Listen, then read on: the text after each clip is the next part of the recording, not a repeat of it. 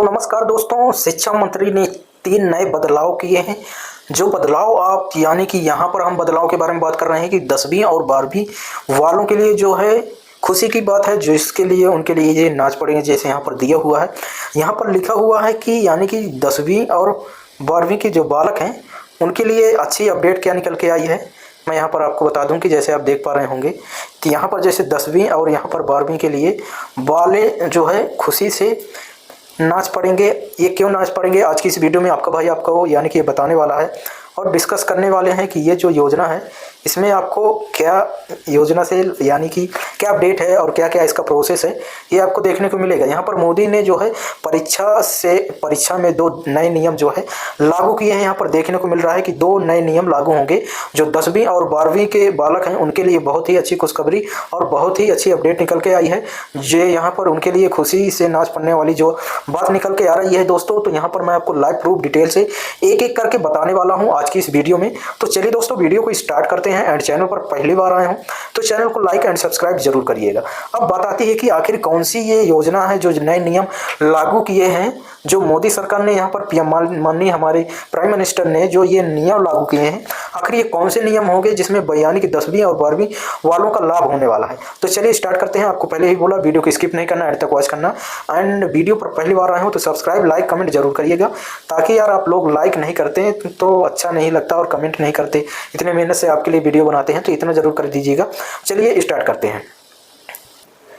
तो दोस्तों, आप यहाँ पर अभी देख पा रहे हो बोर्ड एग्जाम जो न्यूज़ निकल के आएगा, ये है हमारे सामने। यहाँ पर जो न्यूज़ निकल के आई है सामने, यहाँ पर कहा गया है कि केंद्रीय सरकार जो है केंद्रीय माध्यमिक शिक्षा बोर्ड जो है CBIS ने 2025 की बोर्ड परीक्षा को यानी के लिए कुछ महत्वपूर्ण जो है बदलाव किए हैं, जो नए 10वीं और 12वीं के छात्रों पर यानी कि लागू होंगी। अब इस बदलाव में का जो मुख्य उद्देश्य होगा छात्रों की शिक्षा की गुणवत्ता की सुधार लाना और उनके समग्र विकास को बढ़ावा देना है। यानी कि ये आपको देखने को मिलेगा।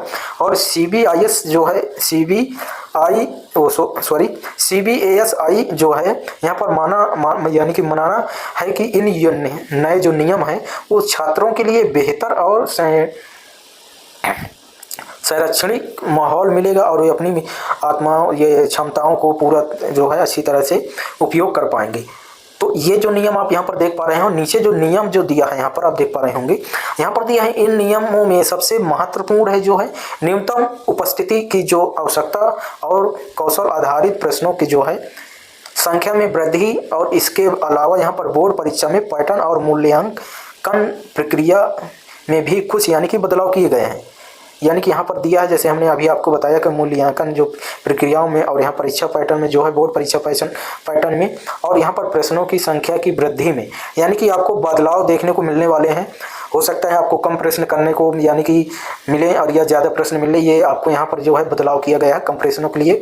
आइए इन नियमों के बारे में मैं आपको यानी कि विस्तार से बता देता हूँ और समझाते हैं कि छात्रों के लिए जो फायदेमंद जो नियम है। यहाँ पर हम बात करते हैं पहले नियम की नज़र में जो आते हैं, यहाँ पर दिया है CBSI ने जो 2025 की यहाँ पर परीक्षा के लिए कई महत्वपूर्ण बदलाव किए हैं। इन बदलावों में उद्देश्य छात्रों को बेहतर और संरक्षित अनुभव प्रदान करना, उनके समग्र विकास में सुनिश्चित करना। और यहाँ पर नज़र डालते हैं कि प्रमुख जो है बदलाव आपको देखने को मिलने वाले हैं। यहाँ पर जैसे दिया है, ये यहाँ पर दिया है कि नियम है जो है यहाँ पर न्यूनतम उपस्थिति जो रहेगी तो 75% उपस्थिति जो है अनिवार्य रहेगी। और यहाँ पर कौशल जो आधारित प्रश्न रहेंगे वो 55 प्रश्न कौशल पर क्षमता पर आधारित रहेंगे, कौशल और क्षमता पर आधारित रहेंगे। ये आपका हो गया दूसरा। और यहाँ पर जो तीसरा नियम आता है, तीसरा जो आपको यहाँ बदलाव देखने को मिलने वाला है, अतिरिक्त मूल्यांकन के लिए यहाँ कुल अंकों की का जो संख्या है अंकों की वो 40% अतिरिक्त यानी कि मूल्यांकन पर आधारित रहेगी। और यहाँ पर अगली जो बदलाव की आपको बात करते हैं तो यहाँ पर पाठ्यक्रम में कटौती जो होती है, पाठ्यक्रम में जो है 15% तक की कटौती होती है। तो ये आपको यहाँ पर ये बदलाव देखने को मिलेगा। इसके बाद यहाँ पर ओपन बुक परीक्षा के लिए यहाँ पर कुछ विषयों में ओपन बुक परीक्षा का जो है प्रावधान किया जाएगा। और यहाँ पर डिजिटल जो है मूल्यांकन जो है चुनिंदा विषयों में डिजिटल यानी कि मूल्यांकन किया होगा। और यहाँ पर 2 सत्र परीक्षा होगी, 2026 से 2 सत्र परीक्षा यानी कि प्रणाली लागू होगी। और लास्ट बात करते हैं हम आपको प्रैक्टिकल परीक्षा जो होती है बाहरी परीक्षकों यानी परीक्षकों के द्वारा प्रैक्टिकल परीक्षा यानी कि होती है, करा दी जाती है। ये इतने सारे आपको यहाँ पर बदलाव आपको जैसे मैंने पहले से कुछ बदलाव हैं, कुछ अभी जो नए बदलाव हैं ये आपको देखने को मिलेगी। अब बात आती है यहाँ पर जैसे दिया है, ये यहाँ पर दिया है कि यहाँ पर जैसे दिया है कि न्यूनतम जो है उपस्थिति की जो आवश्यकता होने वाली है वो कितनी होने पर, यहाँ पर CBSSI जो है बोर्ड परीक्षा 2025 की यहाँ पर परीक्षाओं के लिए न्यूनतम जो उपस्थिति होगी का नियम लागू किया जाएगा, न्यूनतम उपस्थिति का नियम लागू किया जाएगा। इसमें जो नए नियम के अनुसार जो है यहाँ पर आपको जैसे मैं आपको पहले नंबर बता देता हूँ कि छात्रों की बोर्ड परीक्षा में बैठने के लिए कम से कम 75% उपस्थिति होनी चाहिए, जो प्रेजेंट ही होनी चाहिए। और यहाँ पर हम बात करते हैं जो नए जो नियम है 10वीं और 12वीं दोनों कक्षाओं के छात्र पर लागू होगी, ये जो है नए नियम है। और यहाँ पर उपस्थिति की जो गणना है 1 जनवरी तक जो है की जाएगी और यहाँ पर विशेष परिस्थितियों में 25% यहाँ पर दिया है, 25% तक की यानी कि यहाँ पर छूट दी जाएगी। अब यहाँ पर जो नियम में बदलाव आपको देखने को मिलेगी, मुख्य उद्देश्य छात्रों को नियमित रूप से स्कूल आने और अपनी पढ़ाई पर ध्यान देने के केंद्रीय करने के लिए यह है प्रोत्साहित प्रवाह जो है प्रोत्साहित करती है। ये आप जो है नियम के आधार पर नियमित उपस्थिति के छात्रों को वह केवल आध्यात्मिक रूप से यानी कि लाभ होगा, बल्कि उनके समग्र व्यक्ति का विकास और मदद होगी मिलेगा यानी कि पढ़ाई में उनको। ये आपको बदलाव यहाँ पर देखने को मिलने वाले हैं और इसके लाभ आपको जैसे मैंने इतने सारे ये सब होने वाले हैं। तो यही आपको बदलाव में मिलने वाले हैं। यहाँ पर बोर्ड परीक्षा की जो है विशेष परिस्थितियों में 35% तक की छूट का प्रदान किया जाएगा, जो शामिल हो सकते हैं यहाँ पर चिकित्सा की आपात स्थिति में और राष्ट्रीय अंतर्राष्ट्रीय खेल जो है प्रतियोगिताओं में भागीदारी लेने पर ये और अन्य गंभीर कारणों पर यानी कि 75% तक की छूट दी जाएगी। ये आपको यहाँ पर देखने को मिलने वाला है, जिसमें आपको यानी कि 10वीं कक्षा में 50% प्रश्न जो है आधारित होंगे और यहाँ पर 12वीं परीक्षा में 40% से बढ़ाकर 50% जो है कौशल विकल्प द्वारा आधारित किए जाएंगे। और यहाँ पर तीसरा पॉइंट में हम बात करते हैं कि प्रश्न में बहुविकल्प के जो प्रश्न होते हैं MCQS जो और उसके स्टडी में शामिल होंगे, जो यानी कि केस स्टडी में जो शामिल होंगे, इस स्टडी में वगैरह में जो भी होंगे ये आपको यानी कि बहुविकल्पी प्रश्न वगैरह ये सब शामिल होने वाले हैं।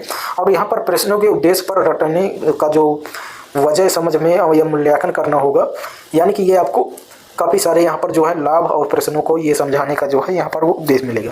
तो इतने ये आपको बदलाव आपको देखने को मिलने वाले हैं, जो यानी कि कुल अंकों की जो संख्या होने वाली है 40% अतिरिक्त मूल्यांकन पर आधारित होगी। शेष जो है 60% अंक जो है अंतिम बोर्ड की परीक्षा पर आएंगे और अतिरिक्त मूल्यांकन प्रोजेक्ट और जो है असाइनमेंट और आवधिक परीक्षाएं पर शामिल होंगी। ये आपको यहाँ पर यानी कि बदलाव छात्रों के नियंत्रण और समग्र मूल्यांकन में बढ़ावा देगा और यहाँ पर ये बदलाव मिलने वाले हैं।